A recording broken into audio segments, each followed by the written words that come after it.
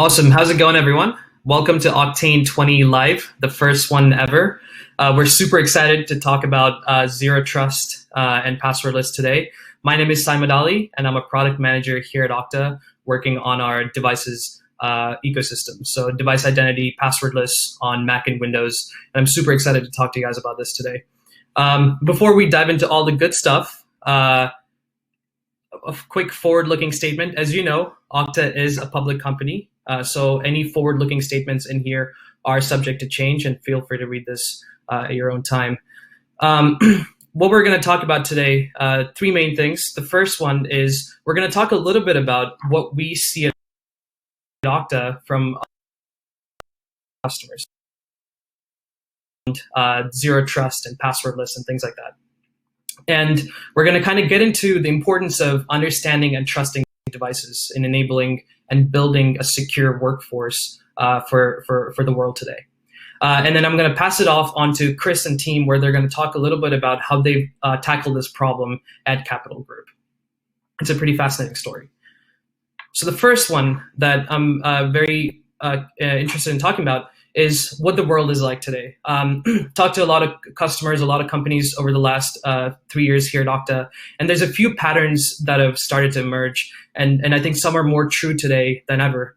The first one is multiple resource types, right? And if you look at how your enterprises and how most other enterprises are out there today, one thing that becomes extremely apparent is not only your cloud footprint is growing from like an app and resource perspective, but you also probably have a lot of legacy on-prem applications to deal with. So you are in this hybrid world where your cloud footprint is growing faster and faster, but you also have to worry about how to figure out and deal with that legacy on-prem footprint that you have.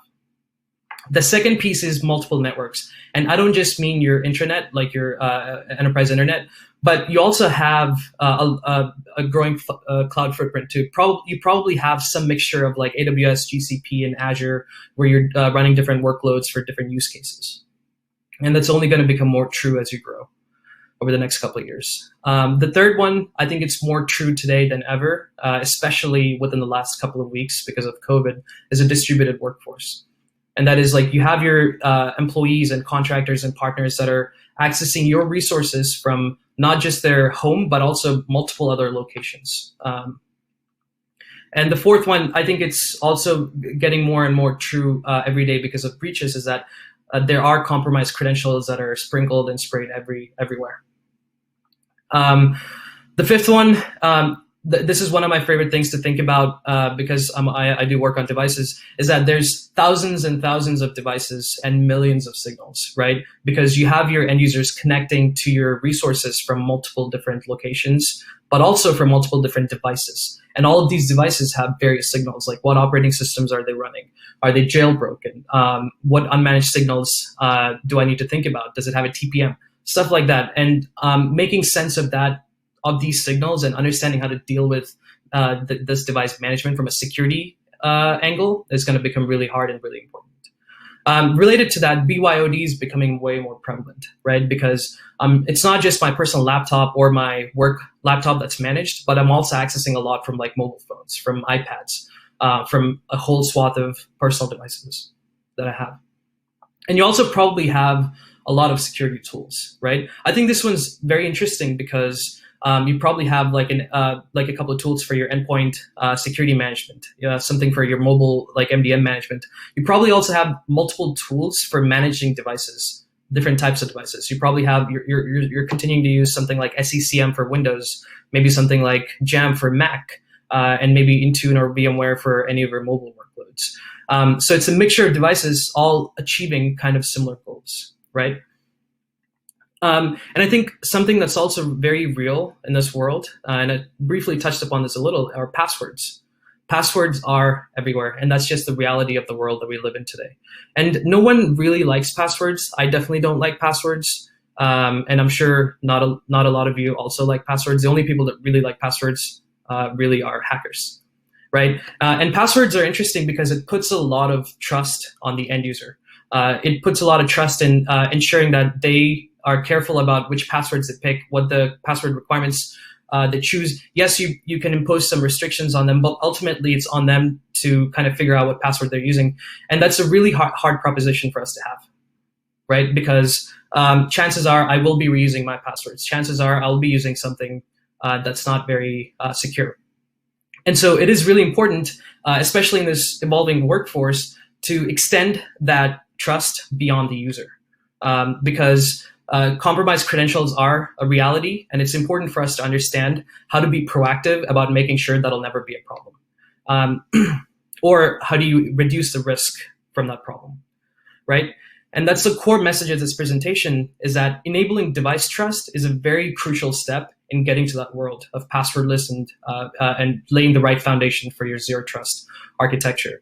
And what that really means is, how do you extend that trust that you put in an end user today and take it beyond them, take it to the device that they're accessing it from, which is almost always how resource access happens.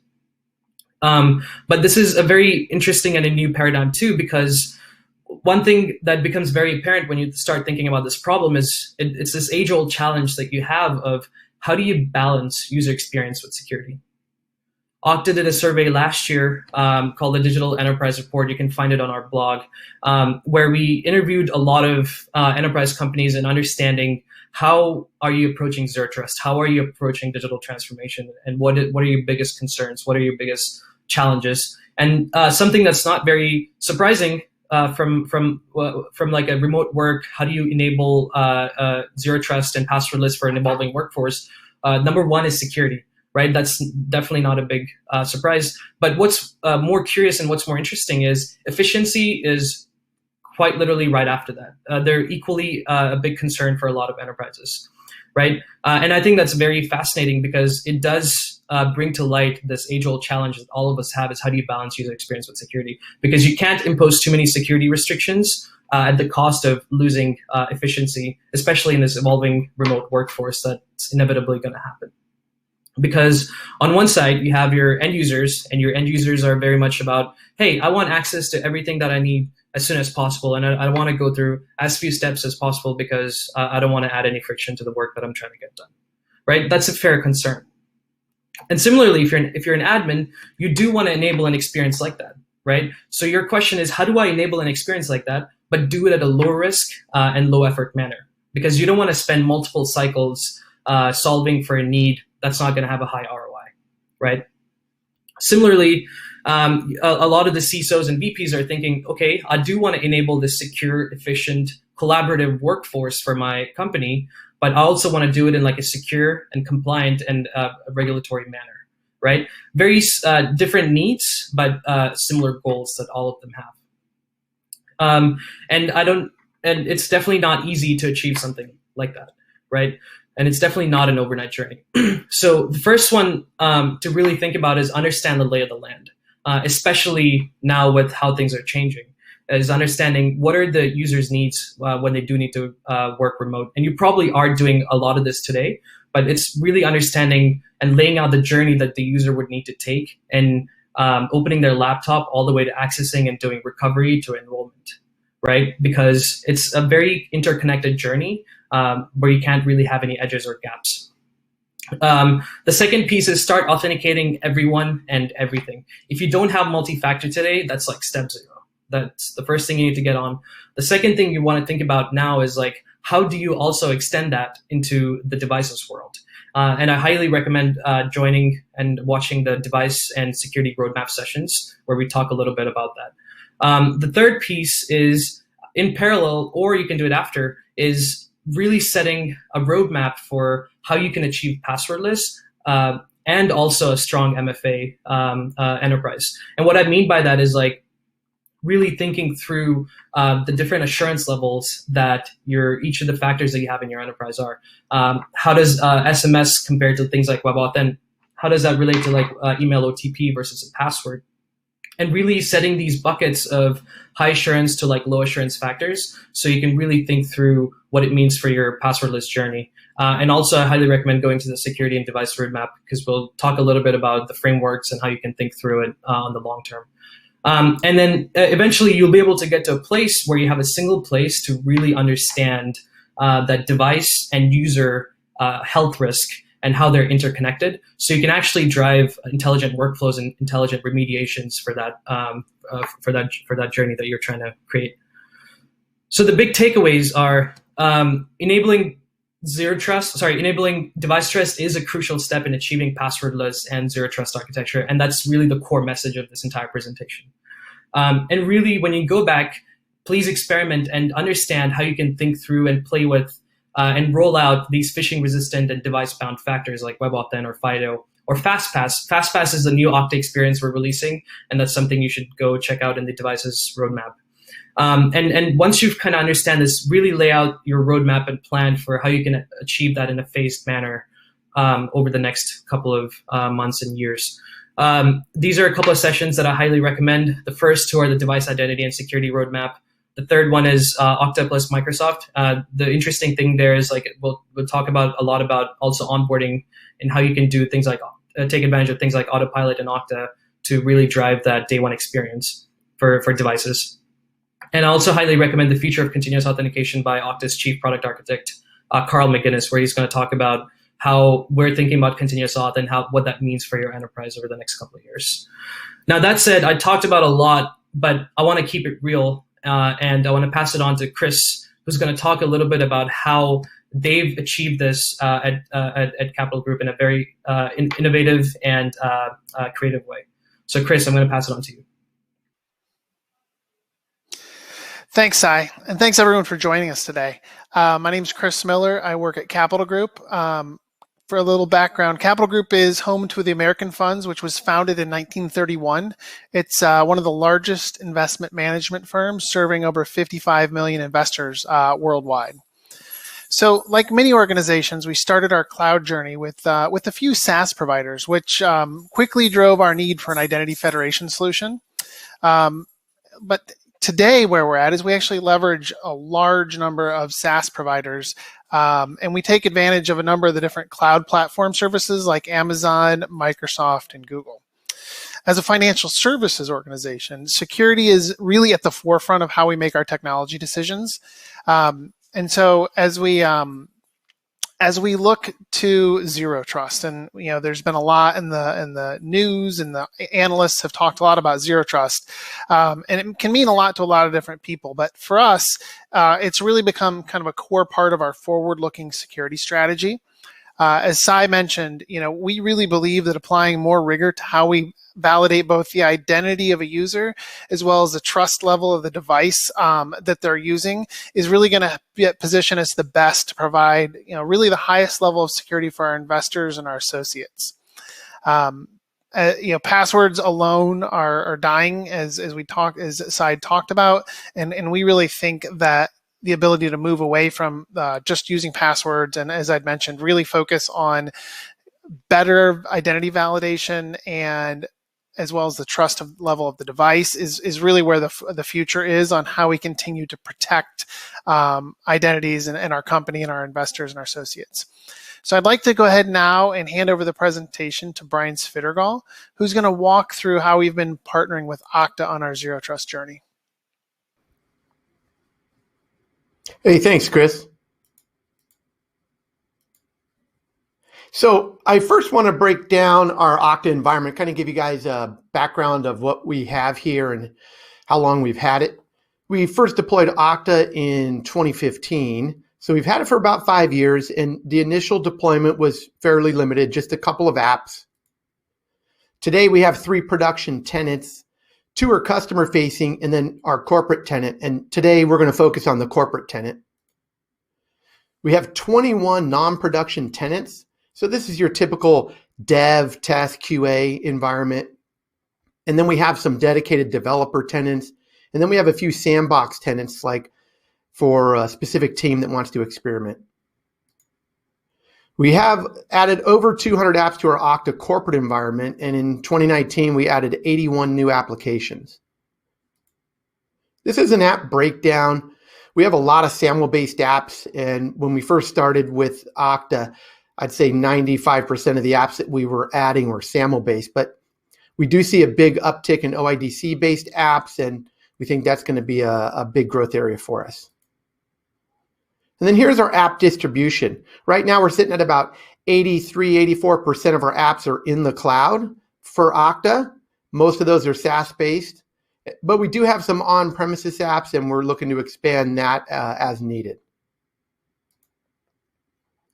Okay, so let's look at our initial configuration. So the first thing to know is that we had a need to minimize data exfiltration and adhere to our existing security policies. So when we implemented Okta, we needed to still meet those requirements for all the Okta-based applications.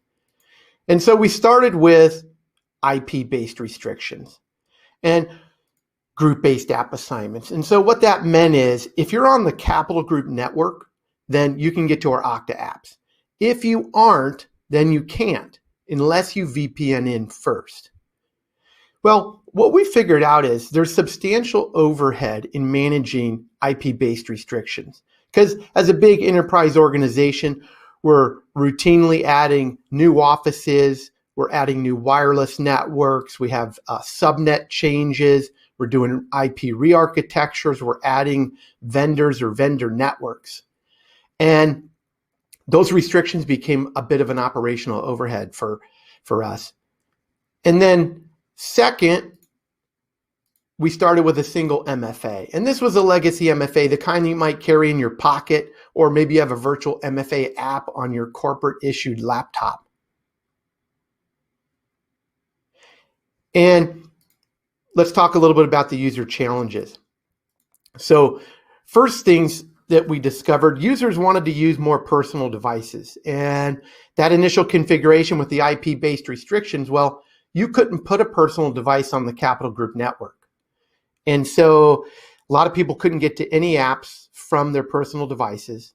And then for all of the cloud-based apps, the initial configuration dictated that you had to VPN in to Capital's network and then go out to the cloud-based apps from there. That was a performance degradation. The experience was a little bit slow. A lot of times people wanted to just take their laptop home, boot it up, and connect to a couple of things. But once you added in the VPN, it really degraded the user experience. We had a couple of other initial configuration challenges I want to bring up. One is we ended up adding a guest network for employee personal devices. So up until a couple of years ago, everybody that had a personal device, they had to provide their own connectivity for it. So we didn't really have to account for it with Okta. But then we added a guest network, and suddenly that network was part of our IP-based restrictions, and we had to go in and change all of our applications because we didn't want any personal devices getting to apps at that moment. So I think what we discovered was one more thing I want to add, actually. So we had on-premises proxy services. So for all web traffic, everybody goes out through our on-premises proxy. And those were working fine. But we decided to move proxy to the cloud through a cloud-based proxy service. And what that meant is we no longer controlled the IP addresses for the proxy. So from an Okta perspective, we couldn't really limit the IP addresses just to Capital Group anymore. We would have to include the cloud-based proxy, and the provider shares those IP addresses with all of their customers. And so we really needed a new way to handle app security, and we decided to look at Okta's device trust.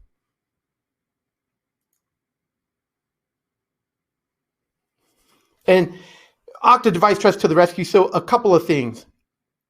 We had a few questions first when we looked at device trust. First, how do we maximize app security? We still need to minimize data exfiltration. We want to simplify the user experience because with our initial configuration, people had to think about who owned the device, where the device was, and which network they were connected to. And then we want to make the apps more available. So what we started discovering is more people are working remotely on the road, for example. More people are working at home. And people's expectations, in 2015 compared to today in 2020, they've changed a lot.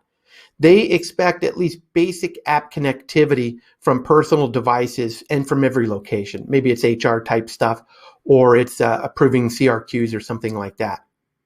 And so Okta Device Trust, we decided to check it out. And initially what we did is we looked at iOS only. So iOS at the time was our most prevalent mobile platform out there, and it was in high demand, and we already had the devices under management. So what we did is we configured device trust for iOS, and we configured just a couple of key applications, two in particular that people were clamoring for. One was ServiceNow, and the other was Jabber. Then we started looking at other platforms. We had pretty good success with iOS. Users were happy, but how do we expand it? What do we look at next? So we started looking at the Android side, and we got in on the Android beta. And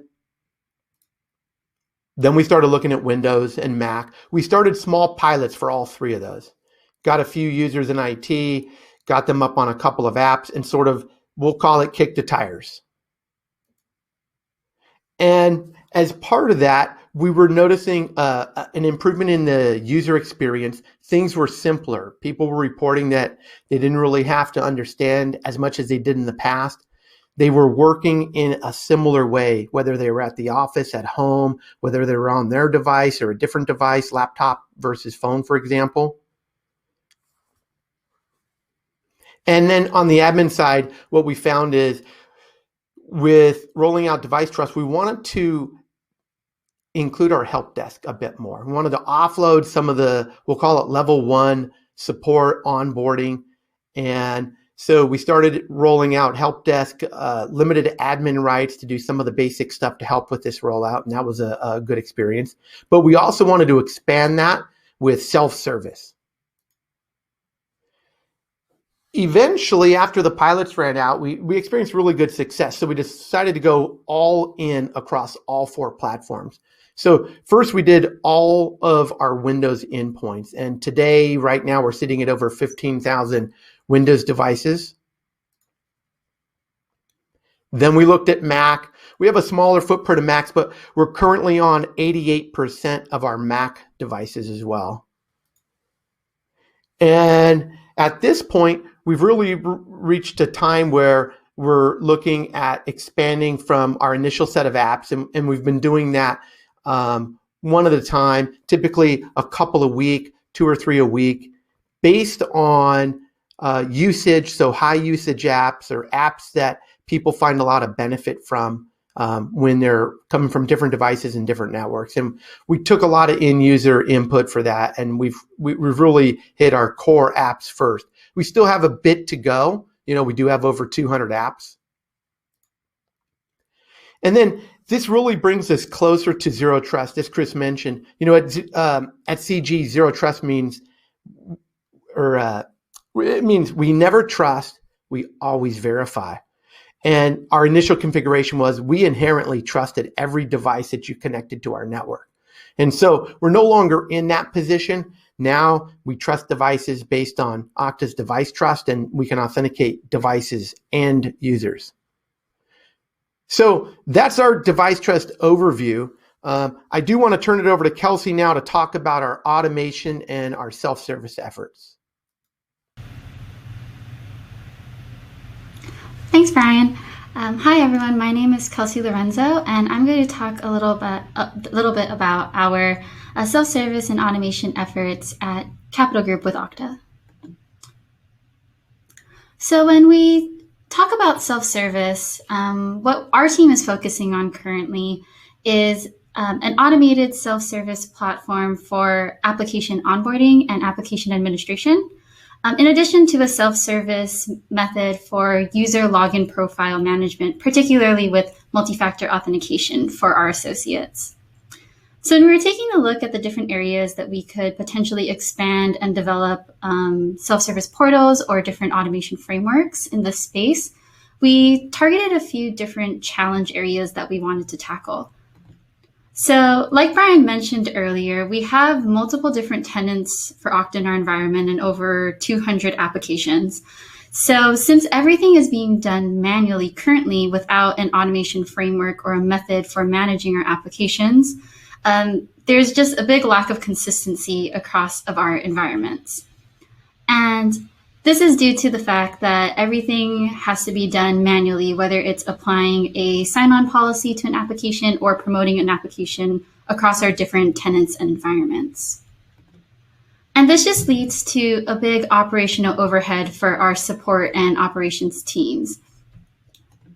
So if you take a look at the chart on the right hand of the screen, you can see this is just a general breakdown on the different types of tickets that our Okta queue gets on the average month. So you can see the biggest section of the pie chart is for troubleshooting. So this is generally just login failures, application assignment failures, one-off errors that we need to work with individuals or teams on. But then the next biggest sections are application onboarding and configuration. And the tasks that fall under these two categories are really just talking to teams, getting their application configurations, and manually inputting those configurations into our environment. In addition to making slight changes to maybe a redirect URI or an authorization server as teams are developing.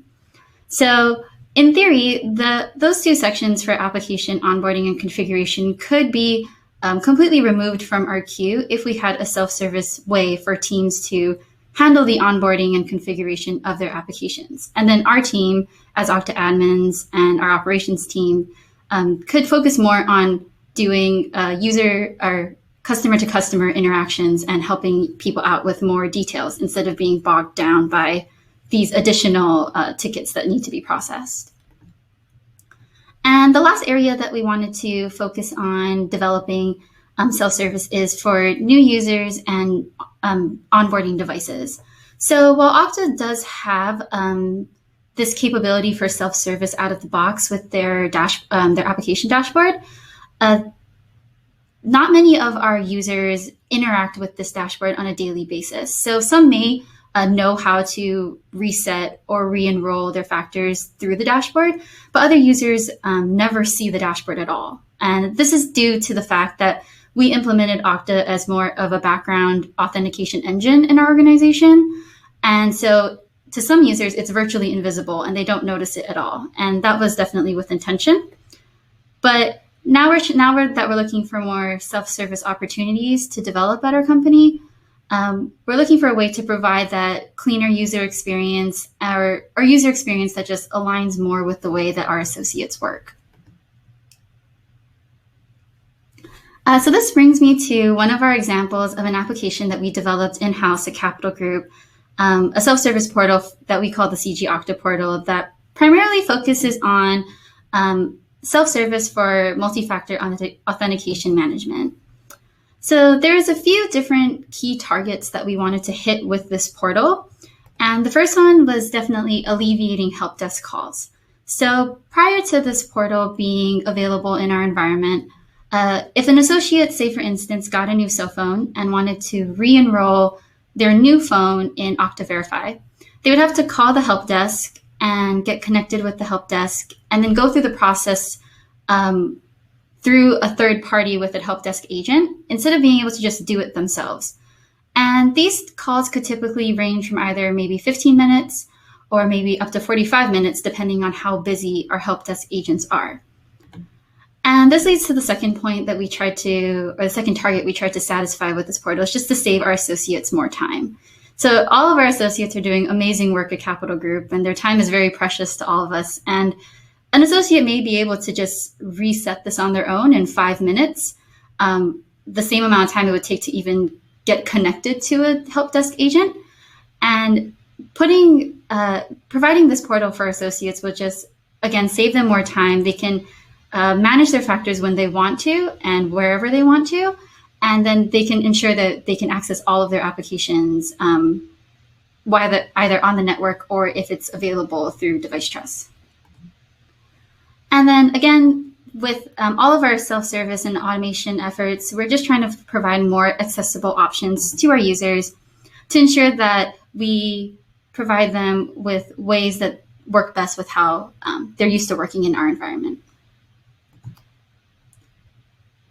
So now I'm going to go through a high-level architecture of the CG Okta portal, and then we're going to go through a demo and to see the portal in action. So starting at the top left of the diagram with the end user.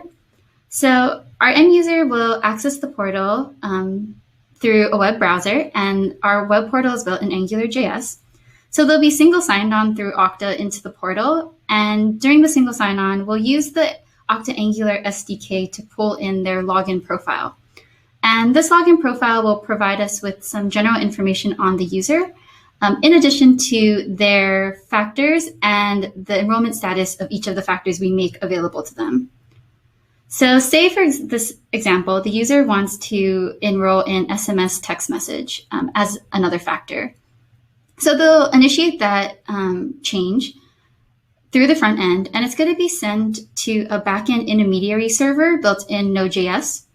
And then before anything is changed or even sent to Okta, we're going to follow that zero trust methodology that Brian mentioned earlier at Capital Group, how we never trust and always verify, and challenge them with the second identity verification challenge, just to ensure that they are who they say they are and there isn't some attacker or another person trying to enroll their device on a different user's profile.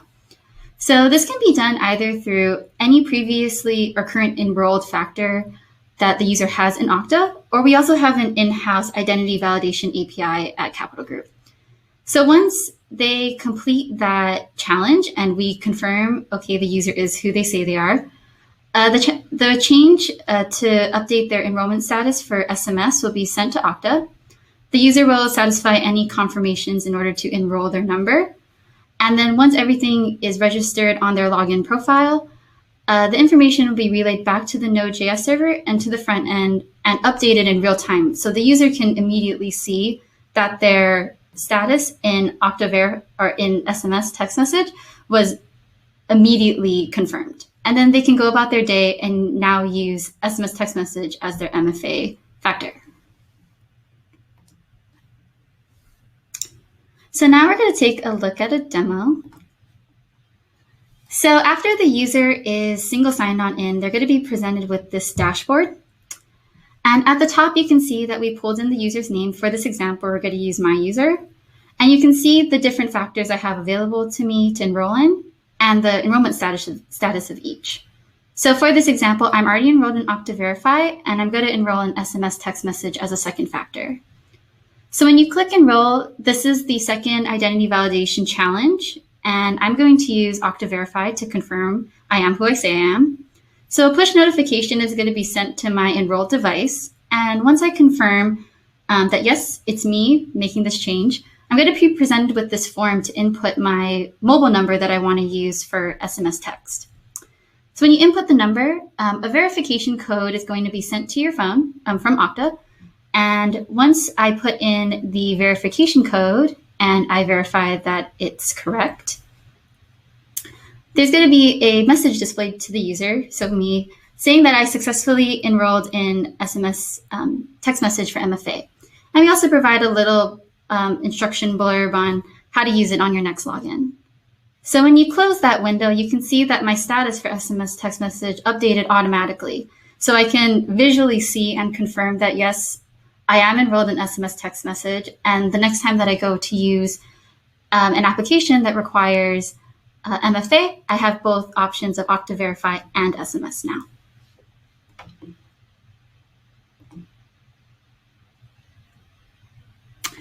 So that was just one of the examples of different projects that we're working on here at Capital Group in the space of automation and self-service with Okta. So now looking forward, what's next?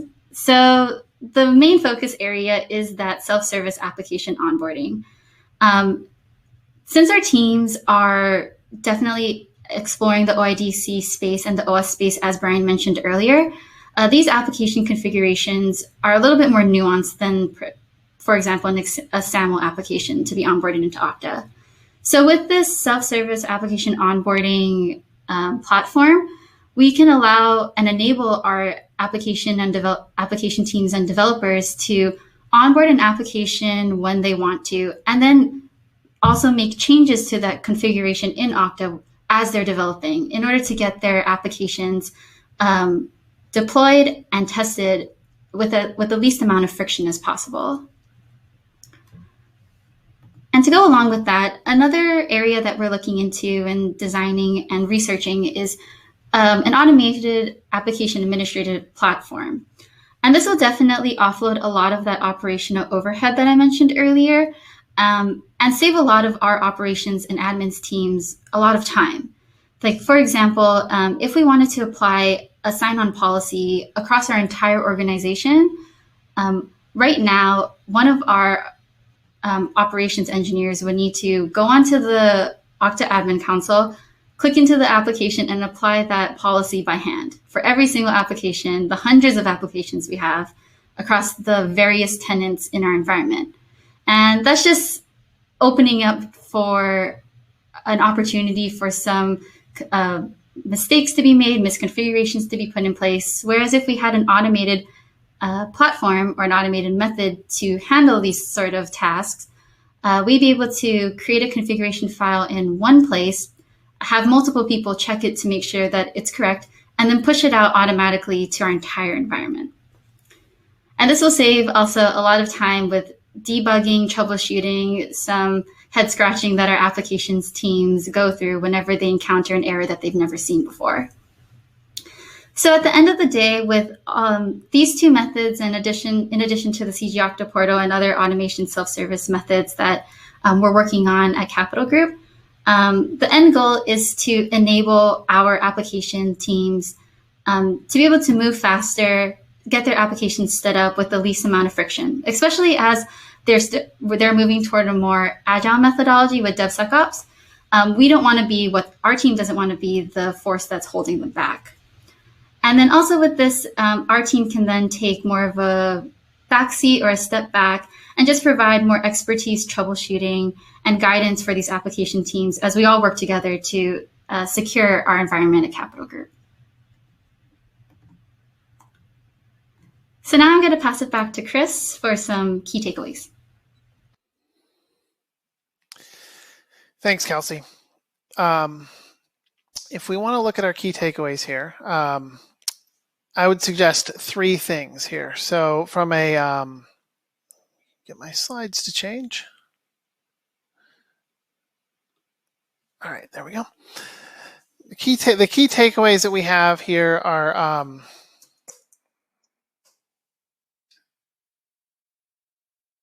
okay, so there we go. Is really kind of, as we started the conversation around zero trust, is that strong identity plus device trust is better security as well as a better user experience. Hopefully between the conversations that Brian and Kelcey have shared, that's becoming obvious. The idea that a single password being kind of lost or compromised could cause a problem in our environment is going down due to zero trust. So if you're not thinking about this, it's something you definitely should be thinking about, because it's just better security and a better way to protect your company as we look at mobile and cloud activities. The second takeaway is that device trust works and it's easy to get started. As Brian mentioned, we didn't do kind of a all-in right away thing. It was really easy for us to get started with this. Pilots and prototypes are easy to do with Okta, and I think you see the value right away, both in terms of how easy it is to set up and how much the users actually enjoy working this way. And the last takeaway that I would highlight for everyone here is that smooth adoption requires thoughtful user engagement. So as Brian walked through all the technical pieces on what we've done, I think hopefully you've heard from Kelcey that there's a lot of things you can do with Okta in terms of how you provide that user experience, because the last thing you want is to have folks that are frustrated.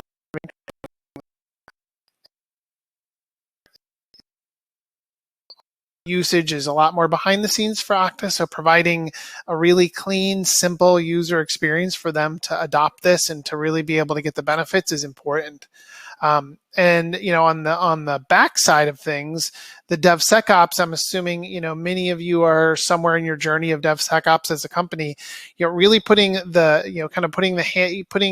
all of this in the hands of the developers to move fast and to be able to do what they want to do. but have security kind of just built into the process of how they do it is really important. So as you think about adoption, you want to think about your user bases, your developers, your associates. Think about what's most meaningful for them and how they work, and make sure you're keeping that in mind as you go through your adoption. So device trust, zero trust, strong identity is better. It's easy to get started, and think about user experience. Those would be the 3 things that I would leave you with for today. And that concludes our presentation around zero trust at Capital. So if there's any questions as we go into the live sessions, we'll be happy to chat about that. Hopefully this has been interesting for you and has inspired you to go do something in the zero trust space. If you've been thinking about it or considering it or haven't yet decided, hopefully this helps you at least get a perspective of how financial services company like ourselves are adopting these technologies successfully.